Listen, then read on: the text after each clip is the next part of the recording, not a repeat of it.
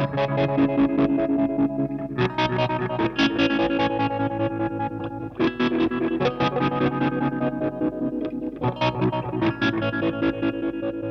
guys, build report for the DBE Swedish chainsaw.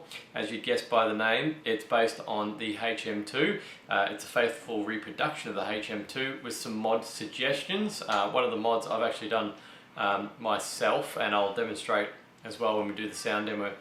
So this is the pedal. It's what it looks like. It's what mine looks like. You'll notice that the dials are set to their iconic maximum 9, but actually I found something interesting with this pedal too, that with my particular setup actually benefits from a little bit different to the usual 9999 dial configuration. So the difficulty of the build, in my opinion, is probably around the middle mark. And the only reason why it's actually in the middle mark, there's nothing that's terribly hard to source. You can just use TL072s for this project and it sounds really good. I'll show you, as you'll see soon. The only reason why I would say it's a medium difficulty build is because there's a lot of components to solder. So if your soldering is even decent, then you shouldn't have a problem with it. This is one of the pedals that I've built lately that I'm actually really enthusiastic about, and it's because of how it sounds. It sounds really good. It's probably got to be one of the highest gain pedals I think I've built so far, and it's definitely one of my favorites.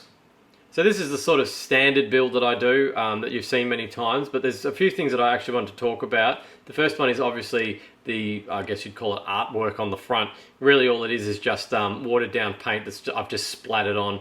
Probably should have done red so it looks like, you know, because Swedish chainsaw and being a metal pedal probably would have looked better with red, but that would really look good on, I reckon, a modulation or a phaser or something.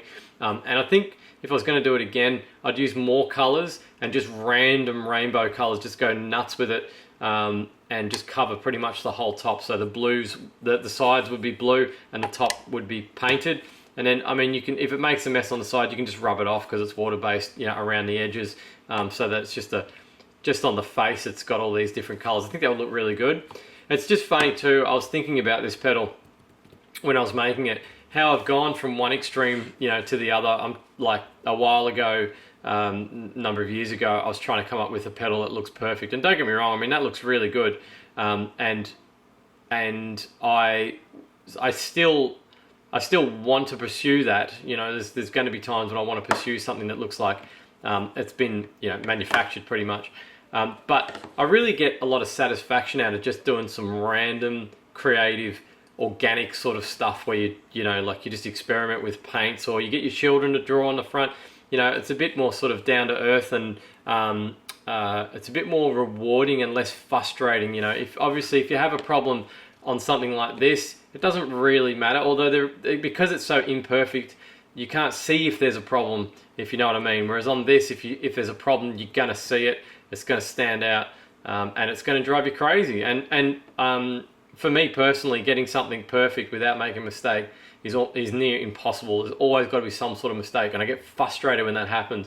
So I'm just finding this a refreshing change, just going crazy with colors or whatever, and it makes the pedal look like a one of a kind as well, of course. The epoxy job, as you're probably seeing in the preview, as I'm making the light go over the front there, that's the best way that you can see it. It's not perfect. I went a little bit too tight on it.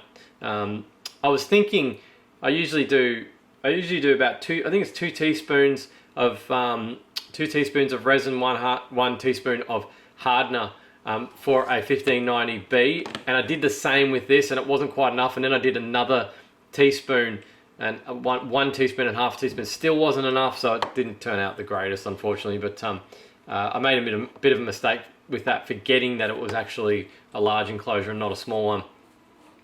So everything's pretty much sort of the same sort of thing. I'm still using the same sort of hardware. I don't see any point going to anything else at this time because, as I've said before, they're small. The compact jacks I'm talking about here, they're small, they're reliable, they're fairly cheap, and they do the job. And everything else is pretty much the same. You will notice that there's no resistors on this PCB. They're actually on the underside. Now that's going to blow your mind, is it not? Resistors on the underside. It's funny because when Eric showed me this PCB in its early stages, I said to him, wow, resistors on the underside, that's kind of gonna throw a cat among the pigeons, because you know, I don't know if there's many PCBs out there that actually have components on the underside, and I mean, it probably makes it a little bit harder to troubleshoot, I guess, if you know, like the pots are covering the PCB. And I actually did check all the values on this PCB, because I thought I was having a problem that I actually wasn't. But I didn't find it that hard. I just sort of bent the pots out of the way and checked it. This is before it's in the enclosure. After it's in the enclosure, obviously it's a bit of a different story. But you should make sure that the thing works before you put it in the enclosure anyway. So yeah, all the resistors are on the underside, so that's a little bit different. I didn't find it, this is the first time I've ever built a pedal like that with the resistors on the other side. I didn't find it very confusing at all, you know, or challenging. So these PCBs, I mean, for a PCB this size, as you can see, it's quite large. We've priced them very competitively, very competitively, because they're only 7 Australian dollars, which would work out about $5 US. That's very cheap, and that's the way that the DBE stuff's going to go. We're going to try and keep that as cheap as possible.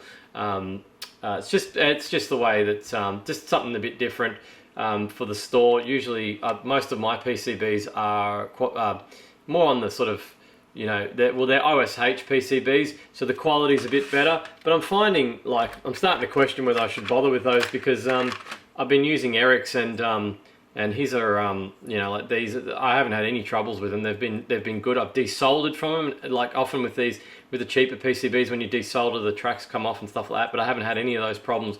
So I'm starting to question, you know, whether I should even bother continuing to use OSH Park. Although I do like to support US companies, so I don't know, I'll probably continue with them. I also spend a lot of time making these PCBs as small as I can to keep the price down as well. Obviously, something from OSH Park in that size, it's just going to cost a fortune to get fabricated. So we've gone for a different source, and we're not constrained to that limitation as far as the size of the PCB goes. So that's a good thing. So yeah, 7AUD. I'll leave a link down the bottom if you're interested in it. I think it's probably about time to go on to just a quick note on modifications. I just remembered when I saw that capacitor sticking up. There's Eric's mentioned some modifications in his build doc, so if you're going to build it, have a read through to decide which modifications you want to do. I only stuck with this modification, which is, forgot which one it was, it's C21, and Eric suggested socketing that one for better bass response, and I highly recommend that mod. Even if you I haven't tried the other mods that he's suggested. I only did this one, and I can see why he's put it in there, because it makes a very significant difference on the tone. I'll give you a demonstration of that when we do the sound demo, and hopefully you'll see the difference. If I had to describe it, I would say it goes from being very tinny. It has a very tinny sound when if you take the capacitor out and leave it unsocketed completely.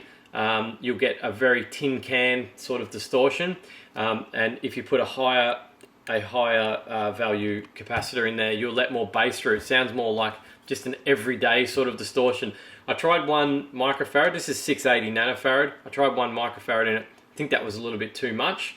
It started to sort of sound a bit sort of muddy. So 680, I mean, you wouldn't think there'd be probably a lot of difference between 680 and 1 microfarad. I thought 680 was the best value. So by default, it should have 150 nanofarad in it, but I think that's just far too tinny, particularly when you start cranking up that treble, the treble dial. Around the last 10% of the dial, it starts to get really tinny. And in fact, when I had when I first built it, I left 150 nanofarad in there, and I just could not bear to put that above 8. It just sounded no good. With the 680 nanofarad capacitor in there, I can crank it up to 9 and it sounds fine. So that's the physical report of this build. Next up will be the sound demo. I'm going to put that in a separate video. I've got so many videos coming at the moment with all the DBE stuff that I'm thinking I'm just going to do a weekly video at the moment, just because there's such an influx. So this one will be a sound demo and a separate build report, and the sound demo will be probably next week, because as I said, I'm just churning them out at the moment. But I thought what I might do is actually, just so you can hear it now, before we go to the sound demo next week, I might just put in Eric's sound sample. Now what I've said in the other videos, his setup is a lot different to mine, so it's another thing for you guys to hear, to make up your opinion whether you like it or not. So I'll put in his sound sample now, and I'll just throw some footage of me building the pedal as well in the background, something that you can look at while you're listening to it. And then next week probably we'll do the sound demo, and I'll go into a bit more detail as to what it sounds like, and you can hear it through my setup as well. So with that, I'll leave you with the sound sample from Eric. I hope you like it. I hope you like the build. There it is. Let me know what you think, and I'll see you in the next video. And of course, if you want the PCB, go to my website, DIYguitarpedals.com.au, and go to the DBE PCBs. DBE is, once again, designed by Eric, which is Eric's design and my input that we've coming up with these projects together. Thanks again. Let's have a listen to it now, and I'll see you in the next video. Thanks, guys.